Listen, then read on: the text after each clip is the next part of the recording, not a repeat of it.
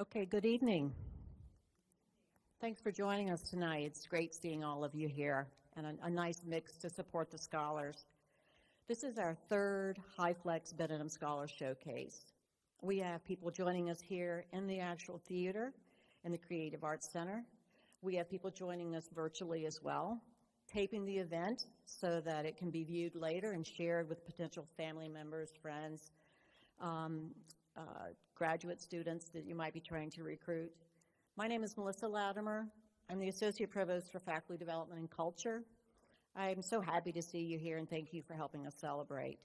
These distinguished scholars are generously funded by the Claude Worthington Benedum Foundation, and we award them annually to our faculty in recognition of the highest caliber of creative research and scholarly activity at our institution.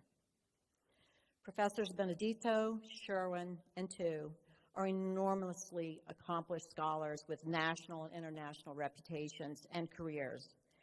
In order to save as much time this evening so that we can actually have a conversation with them, we have details about all of their accomplishments on our Benedum Distinguished Scholar Showcase on our website. So you can just go to the Provost website and search Benedum Scholars. Please visit this website again, because we'll be loading the recording of tonight's event once it's been a closed caption. And this can be shared again with others on campus. So here was the challenge that was given to them. You've done all these amazing things, and now we need you to tell us about all of that research in 3 minutes or less. That's 1 minute less than what we gave the scholars last year. We tried 4 minutes. It just went on and on and on, and so we thought 3 minutes was better, so that's what we decided. And like last year's recipients, Vagner, Michael, and Weichao, were more than up for the challenge. So thanks to Ashton Mara and her graduate student from Reed College for their amazing work with our scholars and supporting them through this process. It's a long and engaging process to get all of that information down into 3 minutes, so thank you for all that. I'd also like to thank Kathy Jasper and the team from the Creative Arts Center. You're always amazing, and it's such a delight to be able to work with you, and so thank you for your technical assistance with this event. And now it's time to meet the scholars, and so for this Benedum celebration, we have first Vagner Benedito. He is a professor of genetics and plant physiology in the Davis College of Agriculture, Natural Resources, and Design.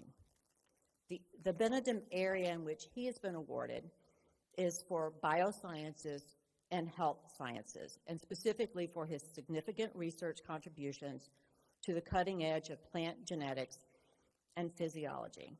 His colleagues describe him as a visionary who takes very complex technology and he translates it into very practical applications.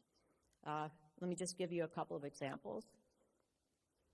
Working with tomatoes and other crops that are susceptible to insects and diseases, hoping to develop lasting insect resistance so we don't have to use all those toxic compounds. Trying to help secure a stable food supply, reduce hunger, greenhouse emissions. All of these are consequences of the work that he's doing. He's also trying to help the foods that are available have higher levels of healthy antioxidants, such as in purple tomato fruits and in sweet potatoes. And the third project that was recognized is investigating anti-malarial compounds in plants and their long-term potential for innovative medical applications. So let's see the first 3-minute video. Jamie, thank you.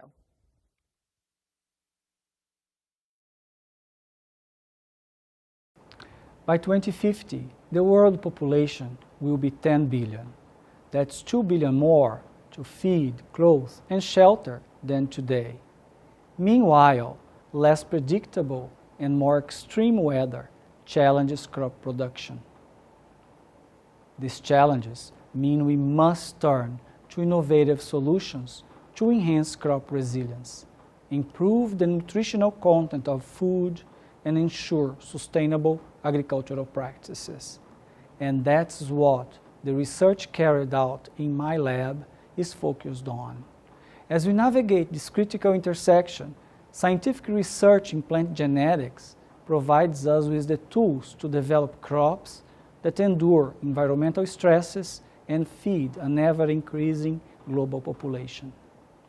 We explore how the information stored in the DNA of plants can be used to develop specific traits that make them more nutritious and more resilient in the wake of a changing climate. My group has studied the fascinating interaction between the roots of legumes and soil bacteria that allow plants to pull nitrogen from the air and transform it into a vital nutrient for crops to grow. We've studied the intricate defense strategies of crops like tomato and potatoes that grow on their leaves very tiny hairs called trichomes, forming a natural protection against insects and diseases. Using gene editing techniques, we've created superfoods with enhanced nutritional benefits. They include a purple tomato fortified with antioxidants called anthocyanins that can fight off inflammation and even protect our DNA from damage that can cause cancer. We are committed to bridging academic knowledge with practical applications to ensure the advancement of society and the health of our planet. Our commitment extends to educating and inspiring the next generation of scientists and farmers. I imagine a world where every community has the knowledge and the tools to grow nutritious, resilient crops. That's the world we envision and strive to create, one where science serves not only as a catalyst for development, but also as a bridge to greater quality and food security.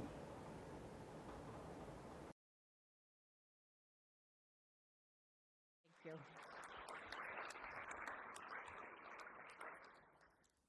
Now it's time to meet our second scholar. Michael Sherwin is a professor of photography in the College of Creative Arts, and he's being recognized as a Benedum Scholar in the category of Humanities and the Arts. We're excited to see the return of creative arts faculty winning these awards. You're the first since 2005 and 6, and according to my records, you might be the first photographer to win this award, so congratulations.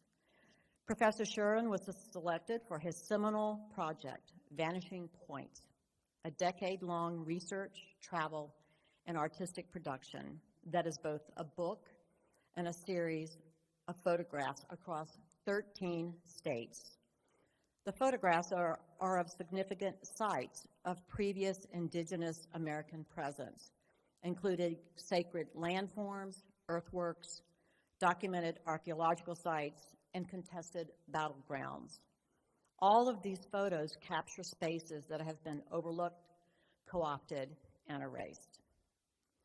This monograph was published by the leading publisher of fine arts photography books, the German firm, I'm not going to say the name, and it was selected by Hypoallergenic as one of the top 10 art books of 2021.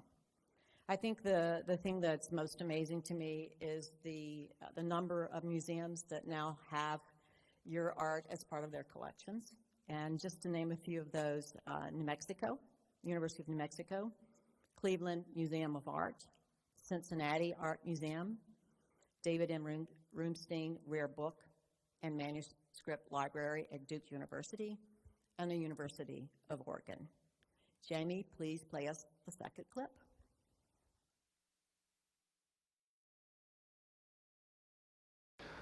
The land has always been a source of inspiration and spiritual guidance for me. It's my retreat from the world. It's where I go to experience something intangible and larger than myself. This started for me as a young child, escaping from reality to explore and discover the woods behind my home in Ohio. That childlike fascination with the land and the secrets it holds has been a thread through my career, especially over the past 10 years.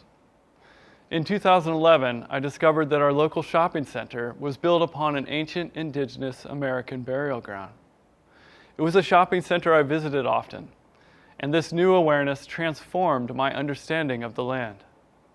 I was compelled to photograph the scene, and the resulting image sparked a decade-long research project that took me across the country and deep into America's past. Vanishing Points is a 172-page book that houses the results of that journey and records sites of historical importance or trauma. My intention with Vanishing Points is not to right the wrongs of history. I'm merely trying to reckon with my own physical and spiritual presence on the land I call home. Since its publication in 2021, I've been thinking about the stories that are embedded deeper in the geologic landscape and timescales that are beyond human comprehension. Rocks have always been a fascination for me. These seemingly inanimate and overlooked objects are physical manifestations of history. They embody a silent spiritual power. I've explored that power in my multifaceted installation piece, Rocks of the West. By placing images and found objects from my own backyard next to those of the moon, I'm asking the viewer to consider both with the same wonder and fascination. Today, I'm using my work to explore my own ancestral home along the wild west coast of Ireland, in an area called the Burin, with its unique geological features and archaeological sites dating back as far as 12,500 years ago. I also spent 5 days hiking and photographing this past November in the mystical forest of Fontainebleau in France. This forest was a source of inspiration for many famous French Impressionist painters and some of the earliest known landscape photographs. I followed their paths while immersing myself in a forest of great wonder and intrigue. It was an incredibly profound experience that I'm still processing. Photography for me is the way I collaborate with the place and contemplate my belonging. Much like it was when I was a child wandering in the woods. It allows me to pause the endless stream of life and consistently renews me with a source of aliveness. And as my current research evolves, I know that it will remain rooted in my deep need to stay connected to the land.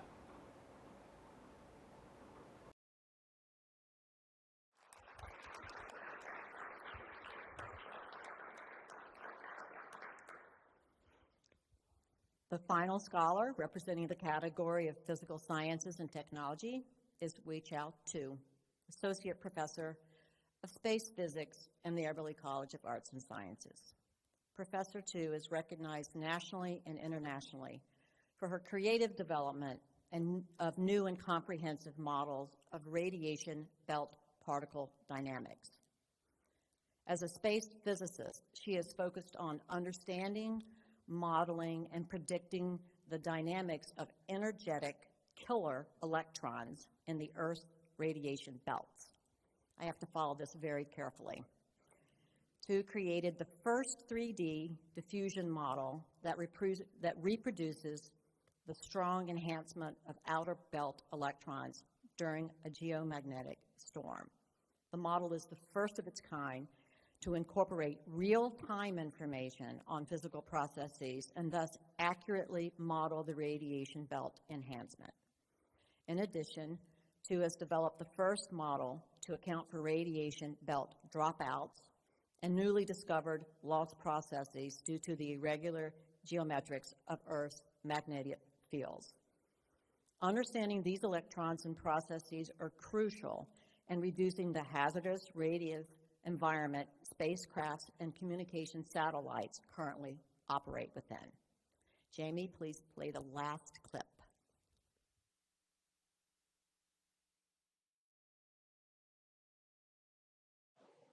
Today, I invite you to take a journey with me into the mysterious realm of space. Buckle up as we explore one of space's most intriguing phenomena, the Van Allen radiation belts. These belts circle our planet, invisible yet significant for their impact on space exploration and satellite technology. The discovery of these belts in 1958 was groundbreaking. They're like vast, invisible donuts hovering around the Earth.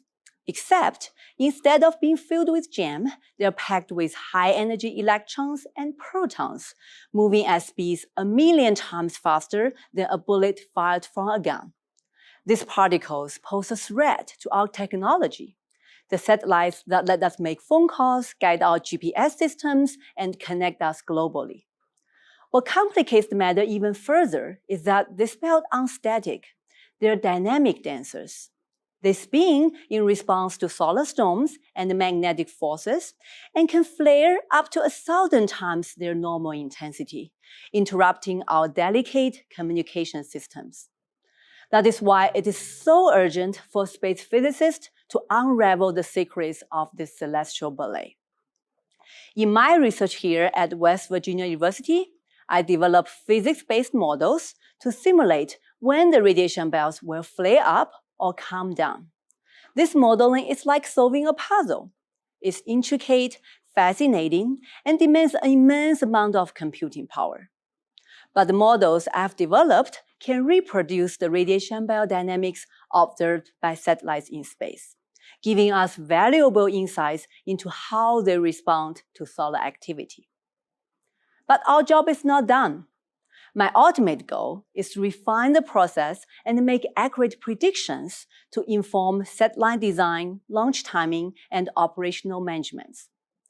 This ensures the longevity and reliability of these critical assets in space. It's a challenging goal, but I believe the significant progress we have made at WVU is bringing us one step closer. So my fellow space travelers, next time you use your smartphone or gaze at the stars, spare thought for the giant donuts circling our planet and thank the dedicated scientists who study the celestial headers they create. Our tireless efforts ensure that our digital highways remain open.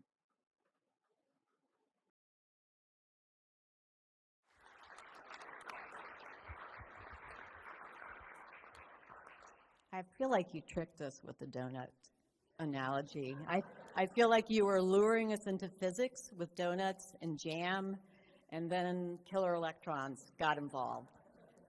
So thanks to all three of you for these insightful summaries. These are very different research areas, each critically important. We appreciate you taking the time to transform these complex ideas and theories and to translate them into 3-minute presentations that all of us can understand. We've got a multidisciplinary crowd here with us and joining us. We have students, family, faculty, community members, and you've made it all accessible to them. So thank you for that. So what I'd like to do now is take some time and find out more about each of you as scholars and researchers and about your research processes. So I'll start with you, Vagner, and what we'll do is we'll just go one right after the other, and I can always repeat the question if you need it. So I want you to think about the whole research process, and each of you, I would think, have different research processes given what you study, right? So that's going to be interesting enough for us.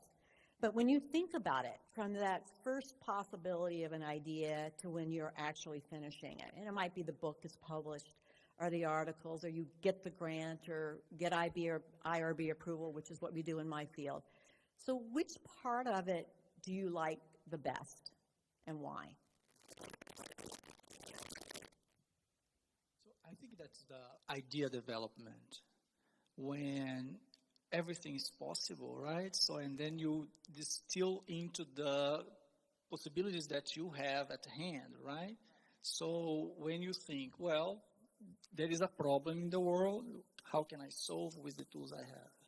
And then I go into the techniques that are available to me, or the ones that I can have access through collaborations, the materials, and all the writing part that is that involves you to think very deeply about a problem and how to solve it. And that's fascinating to me. And that drives me every day. It's a very creative part. Right.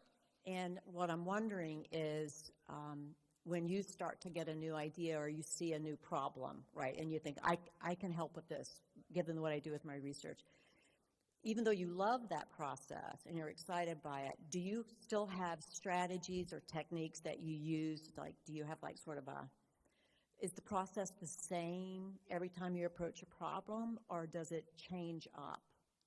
It changed in a way that, depending on the problem that you see, for example, climate change, right? So I read on the news and say, well, yeah, the crops can face problems with climate change. What does the genetics can help to solve that, right? And then you go into the literature. So that's the same process. So you go into the literature to see what's available to you, where the scholarship is, and which materials you have access to. And then you have to dive into the techniques, and it will change every time, right? And as we advance, years come by, the techniques change, so you race that, right? You chase that type of approach that you are taking. So in general, you follow the same procedure, and then you have to look for new ideas or new techniques, new materials, and that's what changes and makes it very exciting, because you are never, you never reach, right? It's always more to go and more to learn. And you're never sure where it's going to go. Right. Absolutely, because when you start with an idea, you don't know exactly the final product of your project will be. That's part of the excitement of it, though, right? Absolutely. Yeah, keeps the energy there. Michael, what about for you? Yeah, for me, I think the highlight of my research, especially for the Vanishing Points project, was just being in the field. Doing all the research. There are highlights to every aspect of my working process from start to finish, but doing all the research I had done and doing all the reading I had done, being able to go and actually see and experience these places in person was a necessity in some way for me, and just an amazing experience, amazing part of the process. Not knowing fully what to expect until I was there, and then how do I respond now that I'm here. That for me was the highlight, and then, but from start to finish, it's the reading, the discoveries that I make along the way, and then being able to put it all together into an exhibit or a book to see it actually come to life is, of course, that's the grand finale of highlights. But I love being in the field. That's really where the action and the inspiration happens for me. Because that's when you get to a place that you've studied, and then it's about using the camera to capture. And it's not, you can imagine a place, but then there's being a place and feeling a place, and then trying to capture it with images, right? Yeah, absolutely. And for that project in particular, I'm trying to think of how do I share what I'm feeling here, or the incredible history of this particular site in probably one photograph. So I spend a lot of time at those places thinking about that and walking and wandering, and before I ever take a picture, and then hope that picture conveys some essence of the place. Sometimes it does, sometimes it doesn't, and you have to be okay with that too, as it doesn't always work out. It's the same with his experiments with genetics. Sometimes it works and some, right? And I'm sure she will talk about it as well. What about for you, Wei-Chao? What's your favorite part? Originally, my thought was similar to Wagner's, just the process of creating new ideas, try to explain the phenomena in space. And I think more actually what I like even better is getting those ideas funded by agencies. But I guess it's a little superficial, but it's really inspiring. But I guess maybe I should say a different answer is I really enjoy in my field is we get to travel a lot for conferences all around the world. I really enjoy that part, and then the networking comes with it. Because, well, first you get to go to these nice and exotic places you can join, but also it's just a place you can meet old friends, new friends, and then try to foster ideas and then collaborations.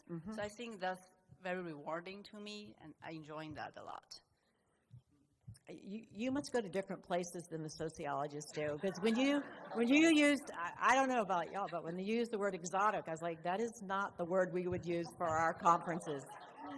DC, Chicago, sometimes San Francisco. We go there too, but there's also Yeah, other I think places. you're doing other things, and I think that's connected sort of the level of which you're doing your research. You want to tell us more about, getting funding? What does that mean to you what's the process? Do you have strategies for finding grants, for filling those grants out, writing them and submitting them that help you with that process? Or is it just when they reach back out to you and say you were successful and we believe in your research and we want to give you money for it?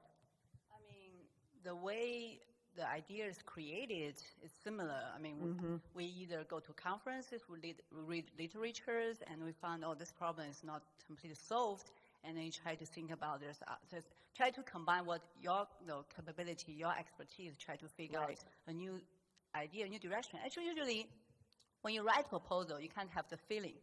Because you know this is new, it's not done. You kind of know it will be funded. Right. But that's based on you also need to have a good writing. Right. I mean, that's something definitely takes practice. Absolutely. Yeah, and then also form a good team. That's related to the networking part for the conference. Right. You know people.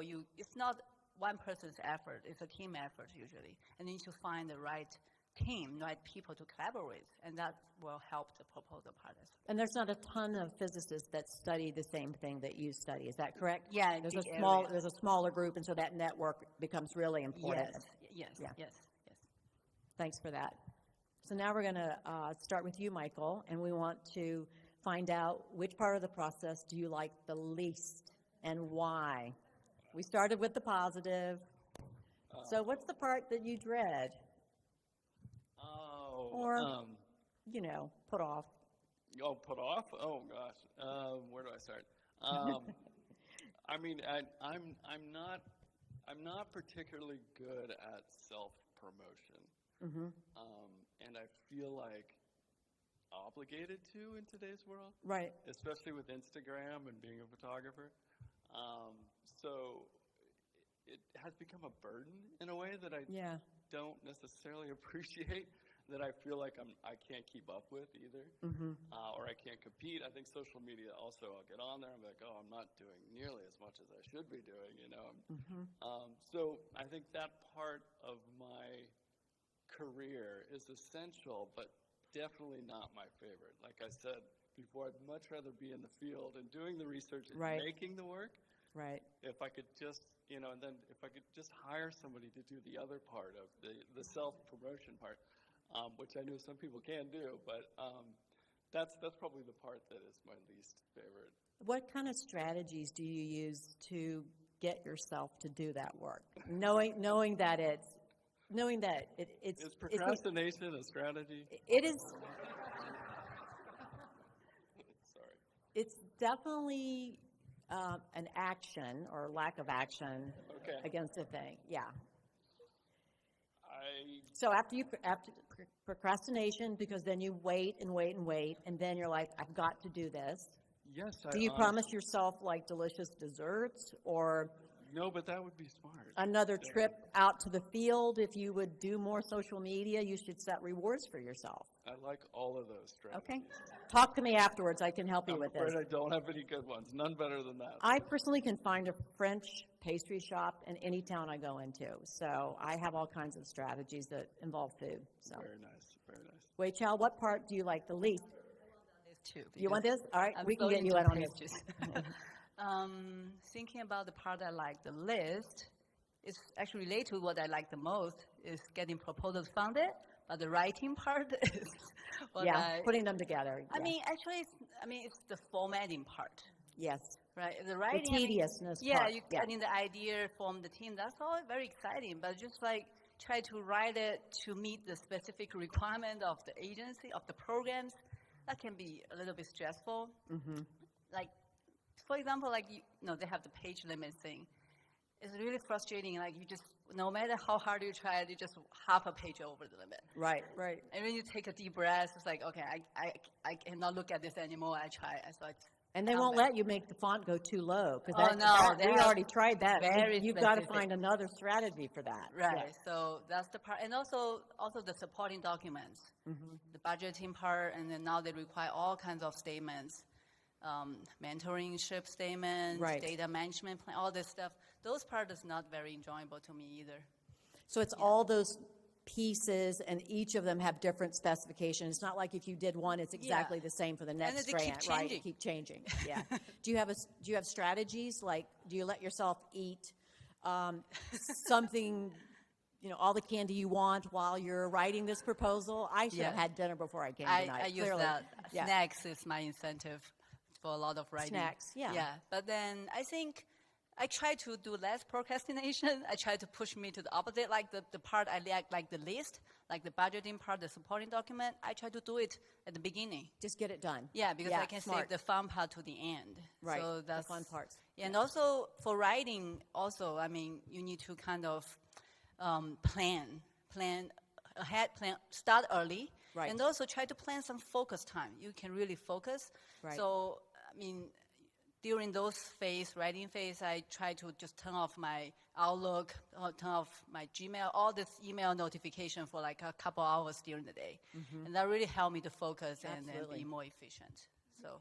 Thanks. Yours sound like better strategies than what I was offering up. So I hope people listen to you. Vagner, what about you? What part do you like the least, and what types of strategies do you use? Right. I think the formatting and getting the proposal, the documents that are besides the narrative together, that's quite frustrating. But besides that, I think that, I would cite even two if I can cheat Sure, here. sure. One is when the experiments do not go As right planned. the first time, Yes. right? And most often they don't go right, then they do, right? So, Right. so that's frustrating, and we keep trying, right? Until they work. And the other one is dealing with requisitions for purchase, right? It's not just getting your credit card and buy. You have to go through the process. Right. And that process sometimes involves 10 emails back and forth. Right, right. I'll get right on that after tonight. So I saw you do your hand when he said that, and you're like, I know what he's talking about. Both of these, yes. Can I have multiple choice? Because I could add all of those on to my answer, but yeah. So what do you do for your strategies? Well, my Do strategy... you have someone that does the requisitions Well, that really likes I- doing it, or? With right away, I received something. You still need to clarify why you need this, right? Well, I tackle it right away. Right. Write a couple Same- of sentences. same strategy, yes. And that's done. Or I delegate to somebody, and we try to move on with something more exciting than that. So I have this off my list. Yes, get it out of the way. Very good. So I want you to think about your research process, and what might other scholars find surprising about your research process? I'll give you an example. So Wei Chao, will start with you tonight, but we had a scholar, I think it was 2 years ago, and chemist, and she said that her innovative ideas came when she was on her boat, like on the water. And it's not in her lab or in her office. It was in that place, and that's where she got a lot of her ideas.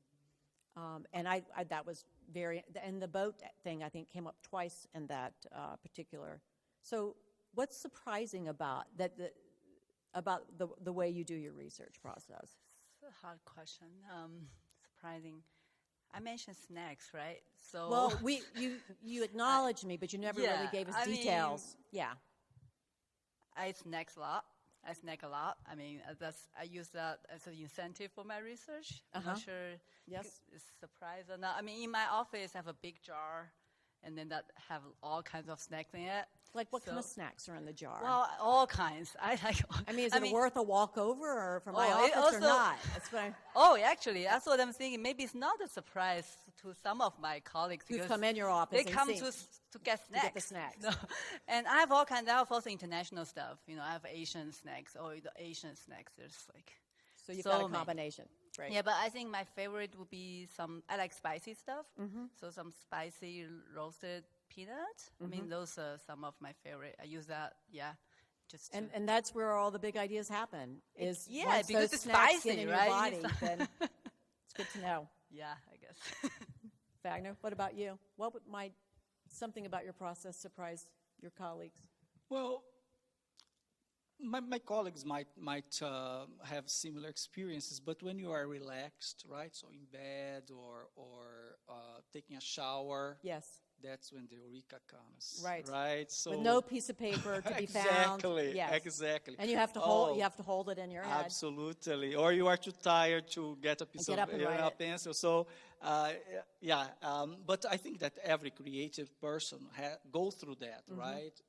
But many people think that we just come and 9 to 5, we can just have your... all the ideas come between. Exactly. That's not how And you're it works. saying essentially like when you relax, that's when Oh, they're more likely right. to come to you. I come to my grad students and say, yesterday I was thinking about that and we should pursue, and then Right. we go and we discuss. But those are important things that come through, when you least expect, Right.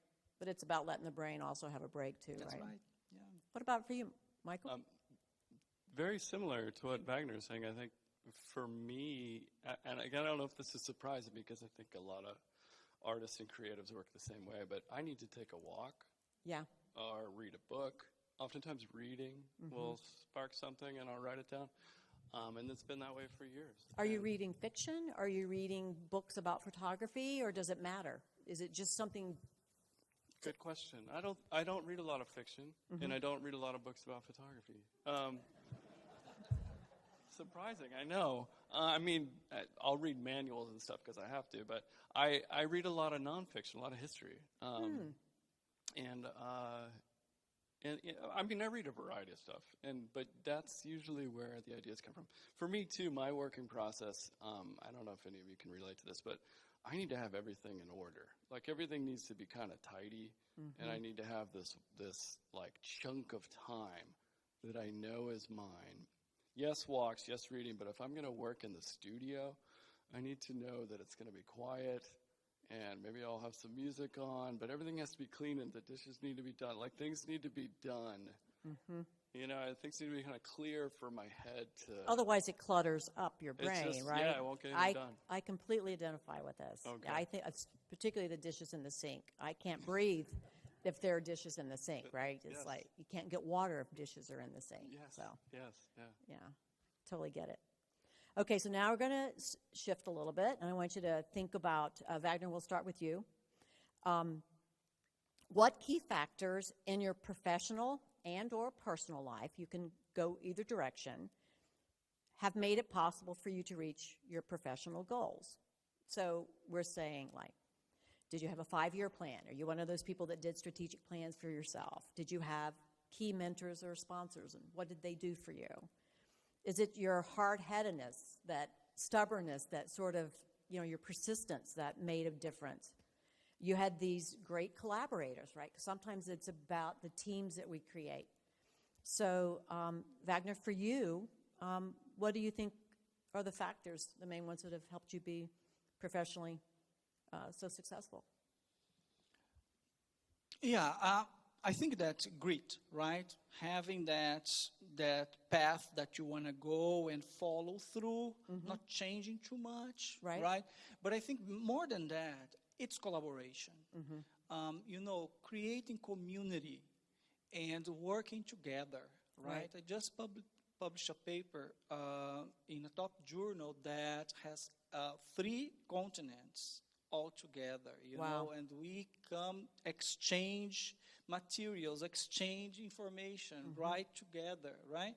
So this makes such a difference in the quality of the research and the achievements, the scientific achievements that you can have, that it's difficult to have by yourself, but also long-lasting collaborations, right? Right. When Tal mentioned something about a community, but yeah, absolutely, this is so important. People who try to close their lab to do themselves, everything, I don't think that they can achieve that much. That's right.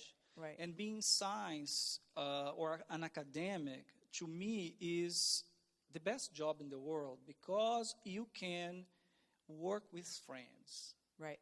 You choose your friends and they do great science and they have something to contribute, and you can have a lifelong collaboration That's with right. them. It's not just one piece. It could go on and on. Oh, yes, absolutely. Yeah, so you talk about both, right? Like, so part of it is thinking it through, individually, this is where I want to go, but at the same time, what really matters is that those collaborations that you develop Right.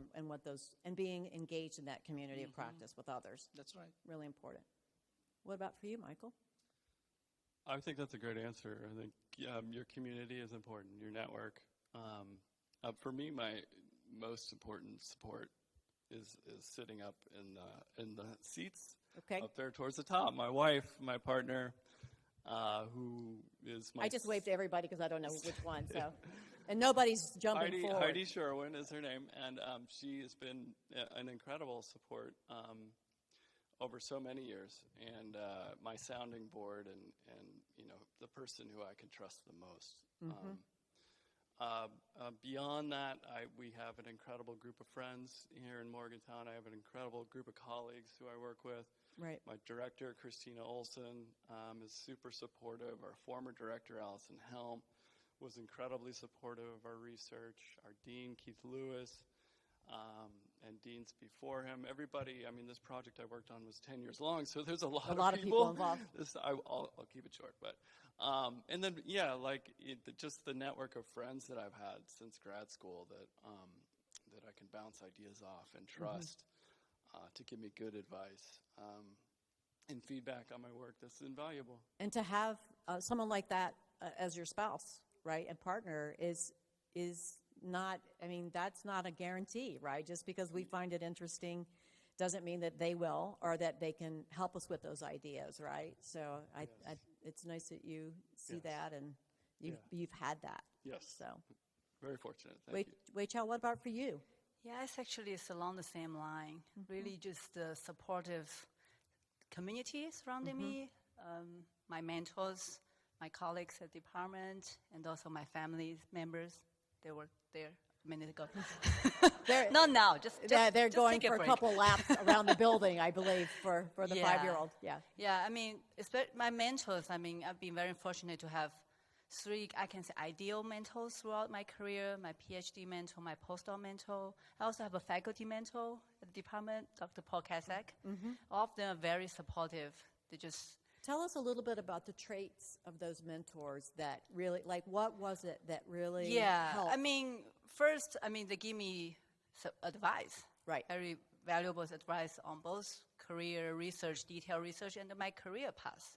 And they're like my role models. Right. And also, as a woman in physics, we're still underrepresented. It's a little bit intimidating. Right. And I often have doubt and sometimes fears, like, Right. can I do this? But they all encourage me. So Right. just go for it. Consistent all the way through. Yes, Yeah. yes. Even though now they're female, but they have some of them have daughters. But anyway, they just support me very strongly. So definitely that, and also my husband Right. and my daughter, they have been so supportive. Well, your daughter was helping you with your Yeah. video. Yeah, you were she keep practicing asking it. me about the donuts. It's like, there's real donuts Right. in space? Or in the spaceship? Where's the donut? I heard she heard you practice so many times that she was starting to do part Yeah, of she the know actual PowerPoint. Yeah. She's... I wish I had seen that. I think that would have just yeah, been lovely. So, that's, So thank you for that. That was great. Michael, we'll start with you on this question. Looking back to when you first arrived at WVU, and each of you have arrived at different times, and you've landed at different places on our campus, right? What advice would you give yourself, knowing what you know now, right? Oh my gosh, 17 years ago, in 2007, I would have told tell myself to just chill out. Yes. It's all gonna be okay. Yes. I was just came in, guns a-blazing, applying to everything. Wired and ready to go. Yeah, way, nowhere near enough sleep. Just working like crazy. Just, creating a bunch of new syllabi and like trying to make myself the super professor and juggling everything. And it was intense the first 5-6 years, really intense. When did you figure out that you could take it down a couple of notches and that it would be okay? When I got tenure, that was. Yeah. We might find a pattern here tonight. We shall see. Wei Chao, what would you tell It does help. When did you come, and what would you tell yourself? It was 9 years ago, 9 years ago. 2015. Yeah. Similar. Yes. Try to tell myself to worry less, especially on teaching. Because when I first joined, my teaching experience was quite limited. I've never lectured in large classes before. So I was just very worried not being a native speaker and maybe not being able to answer all the hard questions from the students. Right. And also all the unexpected stuff can happen during the class. So I was just really worried. But then, but then later, I think maybe my department hired me for a good reason. They see some potential in me, so I did well. Right. And then my students just like me, so I put in a lot of hard work for sure. Sometimes even over-prepare. Right. Yeah, I just need to know every word I have to say in the class before I go into the room. Right. But that's too much. I think now I'm more relaxed. I can enjoy teaching more. So anyway, that's just worry less and then enjoying maybe more to the present, and then just enjoying the launching phase of the teaching, and then also research. I think that's a precious kind of special time. It is. Yeah. Thank you. What about for you, Vagner? What would you tell yourself? When did you come? And what would you tell yourself? Yeah, I arrived on campus in 2009. 2009. Yeah. And, that the experience throughout the process and going through the ranks, that's very interesting and teaches you a lot. And I think that the only thing it would be the worrying, right, for the tenuring process, right? Yeah. That's the only thing that just pervasive, isn't it? Exactly, and you keep going, but I was doing the right things. And, but at the end of the year, I would say, oh gosh, I had 4 papers published this year. But next year. You go right to the next worry, right? Right? Yeah. I remember having those thoughts, right? And then going through the process, and I had 18 papers. I was expected to have 6. Right. And I have 18, and I was like, whoa, what if, So you overperformed, right? You way overshot, right? And there was a lot of worry and sort of angst as part of that process. Absolutely. And those brains that are so amazing at figuring out all these problems that we showed earlier, they jump immediately to the next fear, right? Exactly. You take care of one, and then exactly. Don't relax yet. You got to do another year. So through mentoring and through experience, things will be all right. The next year papers will come. Eventually, they came every year. But the worrying, right? Did that worry go away after you were tenured, or did it linger a little bit? It went away when I got fully promoted. Fully promoted. Yeah, but I never had the calm down thing. I still go all for it. My postdoc, usually postdocs are very work hard, right? Hard workers, and my postdoc is completely hard worker.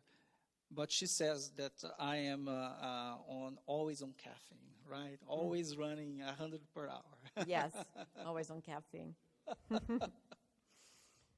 Thank you for that, all 3 of you.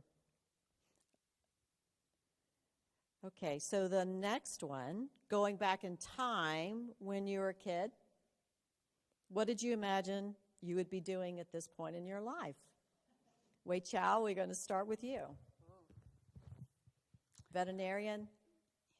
Well, when I was a kid in China, the only thing I need to worry is just to get good grades. So we don't dream too much, but I did. I mean, in my family, singing is a big thing. My father, my mother, they all like to sing. So I grew up in a singing family, so I like to sing too. So I sometimes dream like being a singer. Oh, interesting. Yeah, and I'm good, I think. I mean, I do karaoke a lot in my basement, and then... Oh, just in your own basement? Yeah, and okay. then my student knows about it. They're invited to a lot of karaoke parties at my house. Interesting. Only people can sing can go to my group. But anyway, so... This is one of the sorting criteria. They have to send CDs and recordings of themselves before you'll accept them into your research group. My husband, too. He sings as well? He sings well. Or are you saying he had to send you a tape of singing before you would? I'm not sure what you're saying. He thinks he's better than me, but I'm not sure. But anyway, he's a good Well, singer. there are some I hear are musicians in physics that you are not the only one that has that sort of singing musical. There's a few of them in the audience here. But I guess, I mean, I think it's a little risky to make a living out of it. Yes. So I think my career just fit well right now. Yeah, so, you picked a solid one with physics, so. Vagner, what about you? What did you think when you were a child that you hope to be or think that you would be at this point in your life? What would you be doing? Talking about grit, right? So I decided being a scientist at 10. At 10? At 10. It never changed. Can never you tell regretted. us what precipitated this decision at 10 years old? You know, I at TLC, when I was talking with other educators and, trying to, figure out about education and pedagogical techniques, I always tell them that, looking back, every one of us chose a career path with a subject and a professor or teacher in school grade that you admired and you loved. That's right. So everybody, right? Right. And, I think that it was my passion for science that I started 5th grade. And a passionate teacher in my, middle school that got me into science. And I never left, and I never regret. Wow. That's amazing. Michael, what about you? I love this question. When I was the thing I can remember at the youngest age was I wanted to be a jockey. I wanted to be like riding horses. Yes. Yeah. I loved for riding like horses. 60 seconds at a time. Yeah. And never get to eat. Yes. Be really, really tiny. Yeah. And hang on a giant beast that ran really fast. Absolutely. Okay. I loved riding horses. Where did you get this idea? Did you watch a movie? Was it a book? Oh yeah, I watched. You had jockeys in your family? Black Stallion was like one of my favorite books as a kid. I love horses. I always have. When I was a kid, I did a lot of horseback riding and got to the point where I was jumping horses, like jumping rails and stuff. And so I thought I was going to be a jockey, and I was a jockey for Halloween, and that I had the whole thing. But later in life, and not much later, I wanted to do architecture. My dad worked at an architecture firm, and he brought a drafting table home once, and a T-square and a triangle, and I would spend hours drawing really precise drawings of my dream house. But floor plans. Right, right. I don't know where I learned this. I don't know if I had a book. I don't remember this part, but architecture was a love of mine, and I loved drawing, and that led to engineering drawing. It led, architecture was what I started at Ohio State at my undergrad, and it led to engineering drawing, it led to industrial design, and through, I think, that major, I had to take a photography class, and photography led me to where I am now. So it was a photography class that you had to take, that was not part of your curriculum, that became the main thing. It was an optional, it was like a class I could take to get a degree requirement. And I took one, and then I had to take another and another, and here I am. Very interesting. Yeah. Did I get everybody? I did. Okay. Vagner, to you. What is your favorite word? That's a difficult one on the spot. But maybe community. I think community is so important. Okay. Yeah. Michael, he made it hard for you. He took a great one. That is a great one. One I use a lot in my classes these days. Can I do two? Yes. You've done that twice, but okay, yes. No, I'm just teasing. Of course you can. I have multiple answers. Intuition is a word I use a lot for some reason in my classes. The other one I use a lot is, I say resonate a lot. Those two words, for some reason these days, I use them a lot. Okay, good. I like those two. I'm thinking, maybe it's a phrase. Okay, Why not? why not? Yeah, I just Yeah. love that. All of them new and different. I really appreciate those. Michael, what profession other than your own would you like to attempt, and what profession under no circumstances would you like to do? Oh my gosh. I think it would be great fun to be a musician. I don't have those skills, but I think that sounds just incredible. That would be a dream job. I mean, there's a lot of professions I would never want to do. I don't know. Recently I saw, we were on a trip to Florida visiting family, and I saw these guys installing a roof in 80-degree weather. Oh, yes. And Oh, this yes. very high building, and Right. all day long. And they've got ropes around their waist wearing tied to a ropes, chimney. And they're it's- wearing long sleeves, and I mean, maybe Yeah. to not get sunburned. I thought that there's honor and integrity in every job. Yeah. But That's I a don't tough think job. I would want to do that job. Yeah, for sure. Wei Chow, something other than your own you'd like to attempt, and then something never. I think singer. Singer, still there. Yes. Maybe part-time. Anyway, I think I'm Part-time. not giving up on that yet. I need to practice more, but anyway. The one I don't, I'm really afraid of bugs. So Bugs? Yeah. Like no offense. I mean, full insects? respect. I'm just, maybe the career like deal with, maybe entomologist. Uh-huh. you know. Anything that deals with bugs, you're I'm just out. You don't I want don't it. know what. Maybe it's a childhood thing. But I try not to pass that to my daughter. So Right. we try to expose bugs to her. This my husband is trying to do that as much as he can. Right, And right. we brought her to the event in March. It's a bugs world.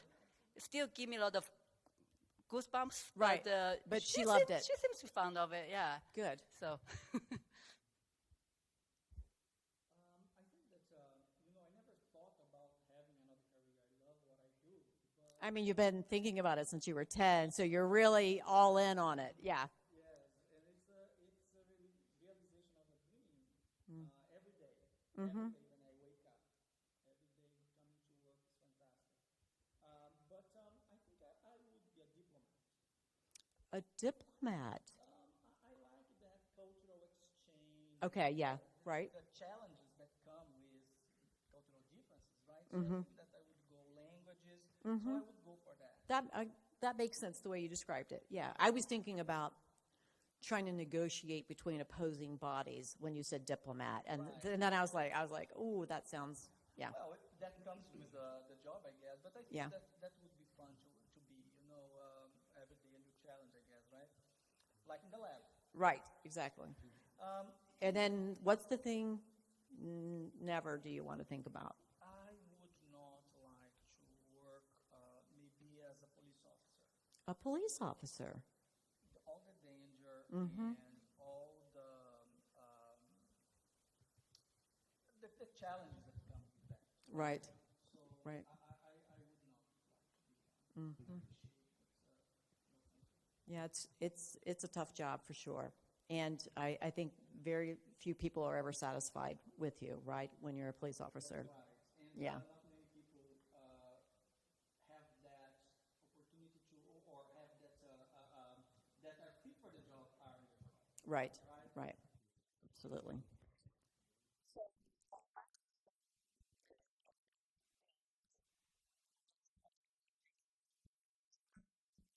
Wei Chow, we'll start with you, and we'll finish with you, Michael, and then we'll turn to the audience. Can you describe the proudest moment of your career and tell us why you chose this event? I shouldn't say right now, I guess. But I don't think there's like one particular proudest moment. I don't say this. Usually, it's my students when I see them shine. Yes. Yeah, that's made me really proud. when they get some accomplishment, also maybe just when they show like significant improvement. Right. So that's, yeah, because they're very supportive. I'm very fortunate to have a great group of students working with me, but I do see it's a big commitment. It's also a huge responsibility. Yes. They spend at least 5 years with you. Right, right. significant And you're amount of- shaping the way they think about key Yeah. things, So I right? try Yeah. to just try my best to Right. help them shine and grow. So Mhm. when they do shine, I just feel really proud. Maybe So, so when you become like that teacher that he described, right, that really made a difference for him, yeah. when you can see that you also, they become their own, they are their own people, right? But Right. you can see them, your yeah. influence, Yeah. right? Yeah. Yeah, it's very rewarding. Right. Yes. What about for you, Vagner? Ah, it's okay. You. I had time to think, and you know, it is when my son was born, and Yeah. that's such an important moment, Mm-hmm. and having that life and that you have the opportunity to see grow and influence and help develop and become his own person. So that was very significant. And it's a similar thing to what we do, but on a micro personal level, right? Right. So that I see why you're drawn to teaching, and I see why you would be interested, and that would happen in significant memories for you. Yeah. What about for you? You can have three. Three. I do have two, and I'll keep them quick. But I had a big show last year at the Huntington Museum of Art. It was the biggest show of my career, and my dad and my brother were able to come see the show. Yes. And they hadn't really seen a whole lot of my work. Right. That's right. We move away from our families, and they don't see a lot of the things that we do. Yeah, Yeah. right. It's been virtual for the most part. So, and I think they really enjoyed it, and I got to talk to them about it, and I also got to do a lecture down there. My whole family came down, all three of the kids and stuff, and, Wow. and that was a special moment.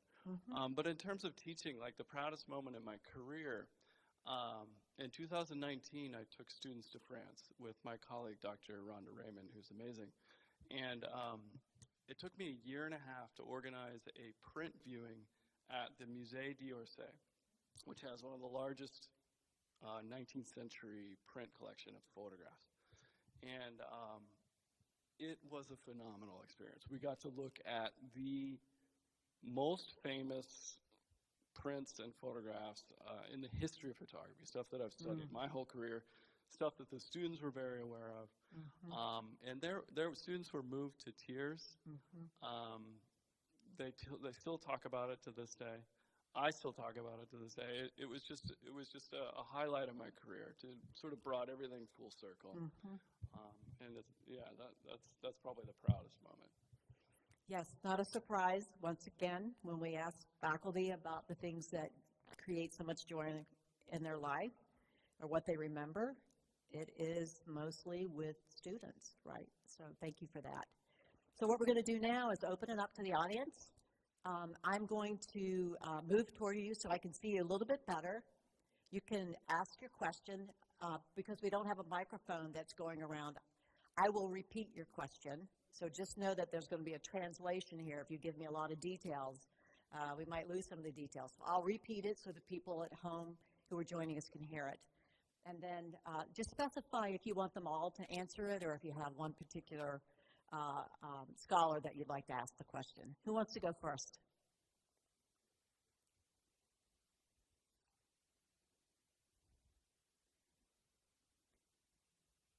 Yes, thank goodness. I'm just going to have to get my list back out and ask more questions. Yes. For everybody.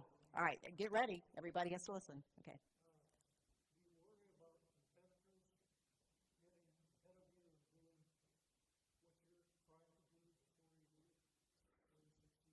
Do you worry about competitors getting ahead of you or working out a problem that you're working on before you have a chance to do it? Michael, you want to go I first? can start that. 100%, yes. I don't know about the rest of you, but if I see that someone has done work that I thought I should be doing, or it's better than the work I'm doing, there's a lot of jealousy in that, and a lot of competition in that. It's like someone's beat you to the punch. So yeah, I think it's an important part of the process. I think it also fuels you to continue pushing the edge. But yeah, I definitely think about that often. It Yeah. causes some of that frenzy around the way we do work too, right? Yeah. Always thinking about it, always working on it, because we've got to be, we've got to get the idea out before someone else does. Yes. Yes. Wei Chao or Wagner? I can go. I'm not too worried. I mean, because I think the tools I have, the models I have is kind of unique. Yeah. So They're not it's commonplace. Not that much. Yeah. But then, but there's definitely, you look at the same problem, but then you can see that other people is making good progress. But I think that's good for me. It's giving me motivation, incentive to keep me pushing, say, oh, we can do that too. We can also try that way. Your field is not saturated, right? Yeah, yeah. And so when someone else is Exactly. doing the work, it's easy to add it to your work instead of Exactly. it. And we can replace- work together. Right, even. right. So you're in the early stages of that. Right. Yeah. So it's better. Yeah. Wagner? Yeah, I don't fear people stealing the idea or the work, but it has happened a couple of times, right? That you have your data and you are ready to write a paper, Yes. and somebody writes first and Yes. publishes, right? So because we are in a community, we sometimes know about it. So then we can reach out and collaborate on the paper. So Right. we give this, they give that, and we write together. This happens. But sometimes you are taken on a big surprise. Right. You can't publish anymore, right? So you have just to keep going to the next. Right. So we just submit the paper last week that, yeah, we were in that. We knew something was wrong in the literature. Took a long time to discover. Then we discovered what it was ready to publish, they published. Keep going, it happens rapidly, right? So Right. almost 10 years in the make, but the paper is out there. So well, let's see how it goes in peer review. But yeah, it does happen, and you have just to be in the know and to be within the community. So that's why going to conferences, right? Right. So important. Absolutely, so important. Yeah. Who's studying it? How are they studying it? What have they found? And how can you do something different? Absolutely. Another question? Yes, Duncan.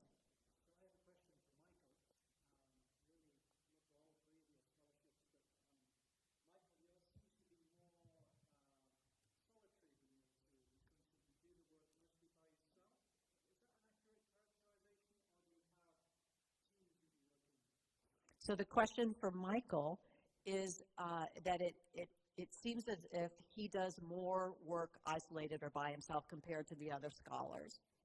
And Duncan wanted to see if that's true, or are there places in the process where other people come in on that process and provide feedback? Yeah, thanks. Great question. Yeah, I think that's mostly true. Yeah, it is different in that way. It is sort of a solitary practice.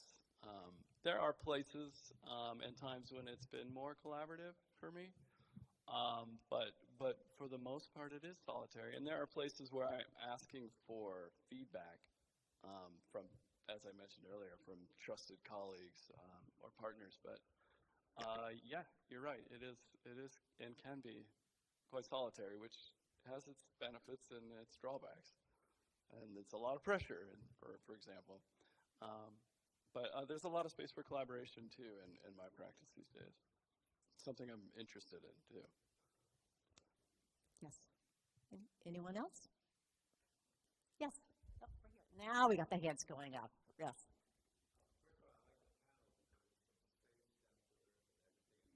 You got it. That's right.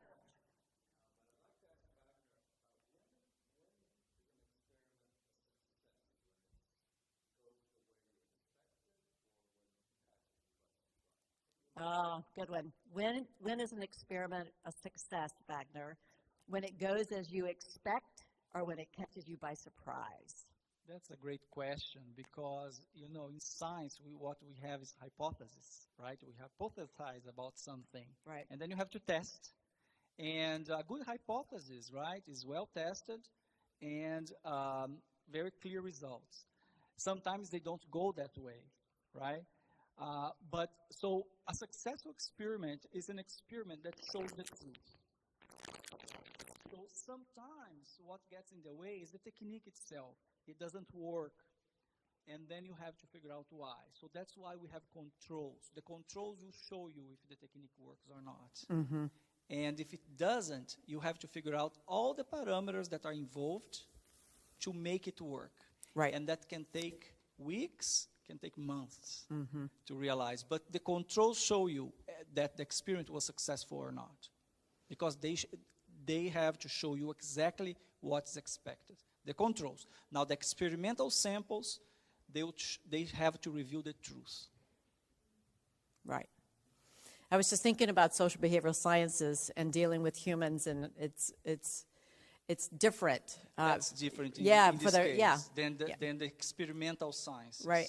And I was thinking about times where we tend to think of it as either or, right? It's either this or it's that. And there are times where I had to make both of these things together, integrate them together to explain.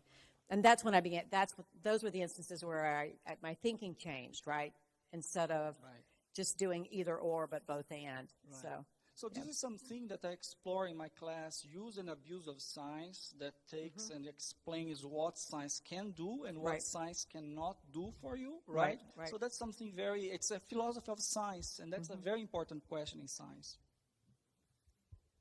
Okay, I saw two, yes. Right here. I'm looking right at you. Okay, so anybody can answer this. You all are incredible specialists in what you do, and yet you're able to talk about your specialty in a way that we can all understand. How did you learn how to do that? So, all right, I'll repeat it just so the people online can hear. She's acknowledging that everyone is a specialist and very specific technical knowledge and expertise, but they can talk about it in ways that can be quite casual and welcoming and draws people in and people understand it. How did you learn to do that? Is that the question? How did you learn to do that? I think it takes a lot of practice because it didn't start that way. I give talks. I once got invited to NASA, give a talk about something I presented at a conference, and then just give the same talk. And then my colleagues tell me, actually, no, you should do this way, and then make it more generally accessible to the audience, and try to limit the words you use. And just like 1,000 words, you just pick from them. Can you do that? It's a challenge. I was like, wow. So it's practice I learn, and I also do outreach event now with the research I'm doing. So I have a team. I work with the WV spot team. I forgot what's the science public outreach team. Yeah, that's what it is. So they are very helpful. Right. So we co-develop some presentations for high school students, for middle school students. They help me to rephrase the material to make them accessible. And also, just to admit, ChatGPT helps. Because sometimes I was like, can you help me to make this at lower level people can understand? It's quite helpful. I mean, I don't live by it, but it's helpful him. Too, right? For me, putting myself in the place of the audience, right? So, and it's challenging when you have different levels of understanding of that topic, right? And that's what I teach in my seminars class. Always put yourself, understand the audience, and tone to that level. Same thing with grantsmanship, right? You write your proposals to the reviewers, to the panel that is evaluating you. So you have to be very cognizant of that. But for me, is putting myself in their shoes. Always have been in teaching the same thing. Right. It's the same thing as teaching, right? You know your audience, you know the level that they are, and you know what you can bring them up, and you go using that strategy. Understanding what's important to them, what do they care about, what do they know, right? Interesting. I don't think what I'm doing is all that complex compared to what the two of you are doing. I think my challenge is how do I communicate the value of what I'm doing to non-art reviewers potentially, Right. and that's something I thought of consciously a lot throughout my career in terms of how do I write a grant for, say, a faculty senate grant. I think that's what they used to be called. Right. And then so that using the right language, not getting too deep or philosophical about things. And then on the flip side, I've done presentations. In fact, recently I did a presentation at the Grave Creek Mountain Archaeological Complex about my artwork, which was a completely different audience compared to what I'm used to talking to, let's say at a conference or as a visiting artist. So I just kind of curated the presentation. I didn't dumb it down. I just spoke to a different audience, and what I chose to focus on was a little bit different. So I think you make a really interesting point, is that yours is about convincing the value and the complexity of what you're doing, right? Is that it's, challenge in academia. yes. There was, yes, Paul. So thanks to all of you for your presentation. I was going to ask, like, within your research area, if there's like a person or persons that you kind of idolize or have sort of think of as a hero in your field, whether past or present. But then I was thinking about it maybe not even just within your research area. So either whichever way you want to interpret the question. So the question is asking each of the amazing scholars, like, who are the people that they read or saw or met that really became key influences in terms of role models, all of these things, idols, all of these things. Yeah. I guess I'll start. I have the mic in hand.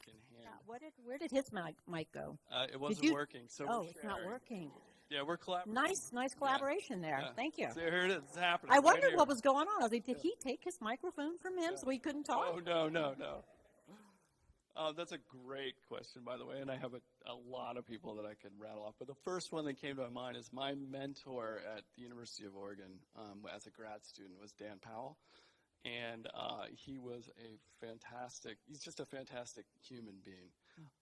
And I love him. I loved his work. I loved the intellect of his work. I loved taking classes with him. And I still keep in contact with him and got to see him recently. And we just have great conversations. And he's somebody who I've admired, and I've, in a way, modeled my own style of teaching Right. and research on following in his steps. So that's the first person that came to mind. There's a lot of others, but Yeah, actually, same. There's definitely many people I really look up to. But the one just immediately is my PhD advisor. He's also Chinese originally, so I can see him how he become from immigrant and then become really established in the field. And he has no limit. I learned the why not from him. He started with data simulation, and then later he's developing CubeSat, like just stuff sent to space and being very, very successful. So I also just try to follow, and also even like my style of mentoring students, I learned that from him a lot. Because it worked really well for you, For and you're me. like, this is a really good That's style. how I should do it. That's my standard. So yeah, he's. Except, did he make you sing before he would work with you? I'm just curious. I think he never sing in front of me, but I know he loves music. Okay, so So he's maybe, but he didn't know that before I joined the group. But Okay. later he find out, and then, but that's your new twist on it. yes. Okay. Wagner? Yeah, I could say so many people, because when we start learning about a topic, we go through the history of how Right. the topic developed, That's right? right. Yes. Throughout history. But, and also mentors and colleagues and, so many people that I admire. But I would say that, somebody influential is George Washington Carver. And for those who don't know him, he was a black scientist who got more than 100 patents on peanuts and sweet potato, and developed so much of the technology that we have for crops. So I think that through his adversities and challenges, he succeeded, and he was really instrumental for the development of the United States as agriculture in the United States. So I admire him, I think, the most. Interesting. Doesn't he have West Virginia connections as well? No, not West Virginia. Cornell in the south. In South. Tuskegee. Okay. Another question? Another hand? Everybody's had a chance to ask the question they want. Okay, this has been a great evening. You're all welcome to stay after and come talk to the scholars, one more chance one-on-one before we say goodnight. So I just want to say thank you for coming. You've been a great audience. We could hear you, and sometimes we could see you, depending on the lights. So thank you for that. And for those joining us online, again, thank you for joining us, and we hope you enjoyed the rest of your week. Thanks so much.